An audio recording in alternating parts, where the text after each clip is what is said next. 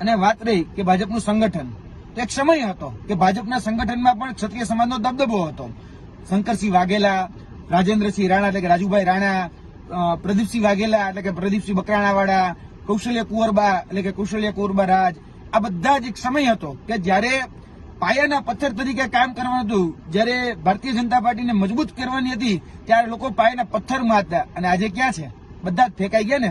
આથી મને યાદ છે થોડા સમય પહેલા એક ઉત્તર ગુજરાતની મોટી ડેરીની અંદર હમણાં ચૂંટણી થઈ, તો એમાં ભારતીય જનતા પાર્ટીએ ક્ષત્રિય સમાજને મેન્ડેટ નું આપ્યું.